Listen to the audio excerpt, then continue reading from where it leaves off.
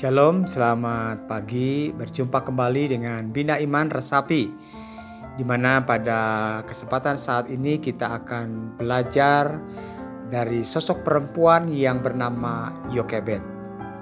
Bapak Ibu, Oma Opa, saudara-saudaraku, anak-anakku yang terkasih, mari kita satukan hati kita di dalam doa di pagi hari ini. Kita berdoa. Dalam rasa syukur kehadirat-Mu ya Tuhan, kami datang di pagi hari ini atas segala kasih dan kemurahan Tuhan yang selalu memberkati dan menyertai kami. Pagi ini ya Tuhan, kami ingin belajar dari sosok perempuan yang bernama Yokebed. Biarlah kuasa Roh Kudus Tuhan curahkan kepada setiap kami yang mendengar maupun hamba-Mu yang menyampaikannya. Inilah doa kami ya Bapa, yang kami haturkan di dalam nama Yesus Kristus Tuhan kami. Amin. Bacaan firman Tuhan kita saat ini dari Keluaran pasal 2 ayat 1 sampai dengan yang ke-10. Namun kita akan membaca, khususnya saat ini kita akan membaca hanya sampai dengan ayat yang kedua. Jadi Bapak Ibu, Oma Opa, anak-anakku sekalian bisa melanjutkan di rumah masing-masing membaca sampai ayat 10 ya. Mari kita menyimak. Demikian firman Tuhan. Seorang laki-laki dari keluarga Lewi kawin dengan seorang perempuan Lewi. Lalu mengandunglah ia dan melahirkan seorang anak laki-laki. Ketika dilihatnya bahwa anak itu cantik, disembunyikannya 3 bulan lamanya. Sampai demikian pembacaan firman Tuhan kita. Yang berbahagia mereka yang mendengar, memelihara dan melakukan di dalam kehidupannya. Oma Opa, Bapak Ibu, saudara-saudara yang terkasih dalam Tuhan, anak-anak yang terkasih, melalui pembacaan firman Tuhan kita, tadi kita bisa menyimak ya, kira-kira sosok perempuan siapa di sini yang dikisahkan dalam Alkitab yang sedang mengandung yang akan melahirkan seorang anak. Ya, ia adalah ibu dari Musa. Ya, ada yang tahu siapa namanya? Namanya adalah Yokebed. Nah, ya jadi memang kalau kita melihat di dalam Alkitab sedikit sekali diceritakan terkait dengan Yokebed ini. Namun di sini kita bisa belajar bagaimana iman yang sangat kuat yang dapat menjadi cikal bakal di mana pada akhirnya justru melalui anak yang dilahirkan inilah yang boleh mendatangkan keselamatan bagi bangsa Israel. Nah, saudara-saudara yang terkasih di dalam Tuhan, di sini kita bisa melihat bagaimana tekad kuat yang dimiliki oleh seorang perempuan yang bernama Yokebed. Pastinya situasi tidak mudah dia hadapi ketika mendengar bahwa Firaun memerintahkan bahwa setiap anak laki-laki yang lahir dari seorang perempuan orang Yahudi itu harus dibunuh. Nah, saudara-saudara, pada saat itu ternyata yang dilahirkannya adalah seorang anak laki-laki. Dan pastinya naluri seorang ibu, ia pasti akan berusaha untuk bisa menyelamatkan anaknya. Dan inilah yang dilakukan oleh Yokebed. Nah, di sini dikisahkan dalam firman Tuhan bagaimana perjuangan yang ia lakukan. 3 bulan lebih ia harus menyembunyikan anaknya supaya tidak diketahui oleh orang-orang Mesir. Karena kalau diketahui pasti akan langsung dibunuh. Nah, situasi yang pastinya 3 bulan ini bukanlah waktu yang singkat bagi seorang ibu yang pada saat itu ia berusaha untuk menyembunyikan anaknya. Saudara, kita tahu ya, yang namanya anak kecil pasti sering nangis, rewel ya. Nah, pada saat-saat seperti itu pastinya Yokebed berusaha supaya anaknya tidak menangis, supaya anaknya tidak rewel. Mungkin ia akan menutup mulut bayinya, ataupun juga dengan setiap kali menangis kemudian dia berusaha untuk menyusuinya supaya anaknya bisa diam. Dan itu harus dilakukannya selama 3 bulan. Dan tentu ini bukanlah waktu yang singkat dalam situasi yang seperti itu. Sampai pada akhirnya ia kemudian memilih untuk menempatkan bayinya dalam sebuah keranjang dan menghanyutkannya di sungai Nil.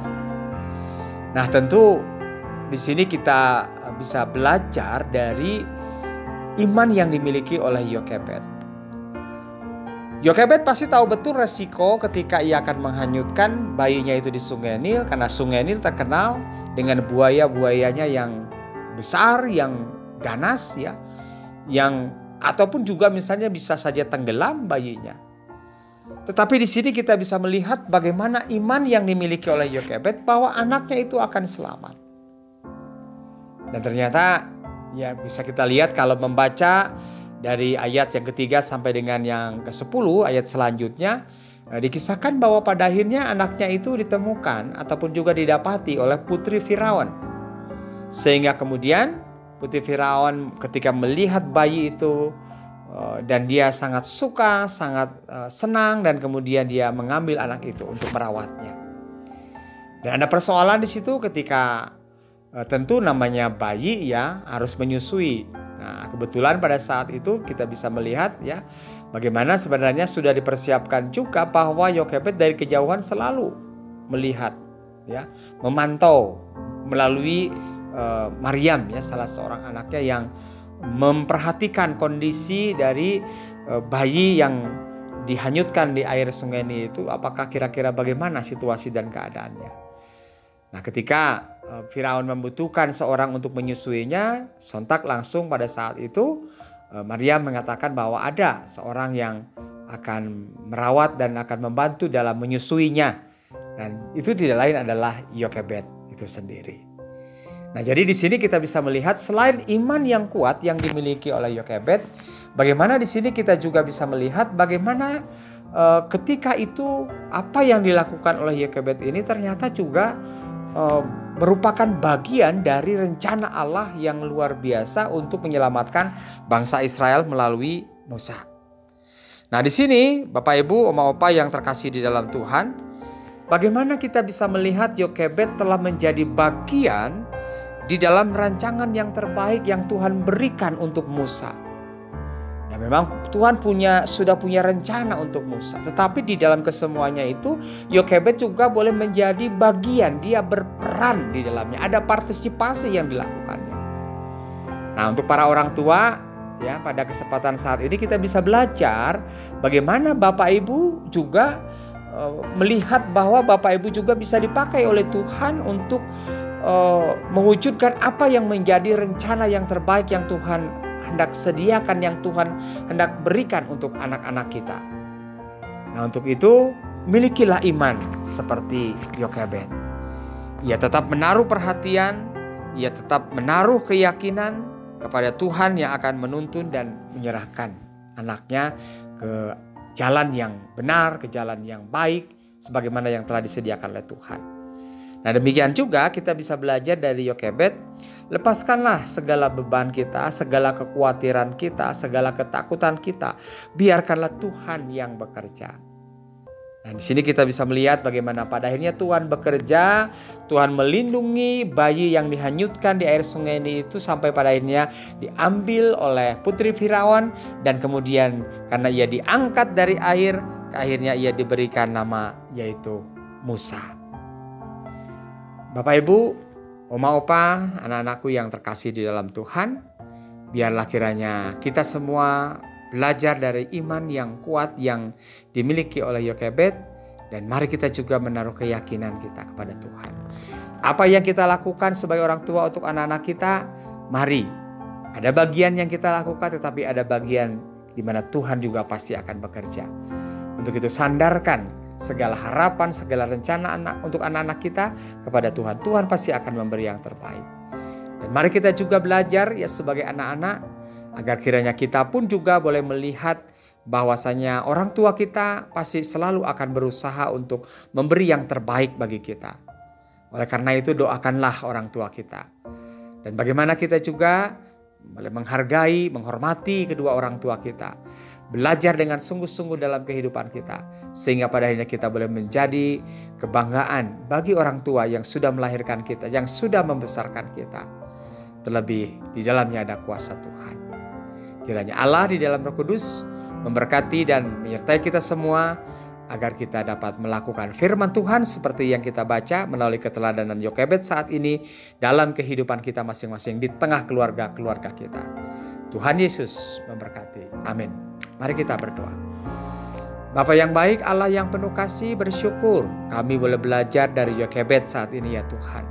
Bagaimana keteguhan imannya, keyakinannya kepada Tuhan. Demikian juga bagaimana ia tetap melakukan apa yang menjadi bagiannya sebagai ibu bagi anak yang dikasihinya, dan untuk seterusnya ia juga menyandarkan segala sesuatunya ke dalam apa yang menjadi rencana dan kehendak Tuhan. Demikianlah juga kiranya kami ya Tuhan, baik sebagai orang tua maupun sebagai anak-anak, biarlah kami juga tetap menaruh harapan kami, keyakinan kami kepada Tuhan, dan biarlah kiranya kami juga dimampukan untuk melakukan apa yang dapat kami lakukan, dan selebihnya juga biarlah Tuhan yang bekerja, biarlah Tuhan yang memberkati. Terima kasih ya Bapa. Hanya di dalam nama Yesus Kristus kami menyampaikan segala doa dan permohonan kami ini. Amin. Demikian Bapak Ibu, Oma Opa, anak-anakku sekalian, firman Tuhan kita pada renungan Sabtu pagi ini. Sampai berjumpa kembali di Resapi di minggu depan. Tuhan Yesus memberkati. Amin.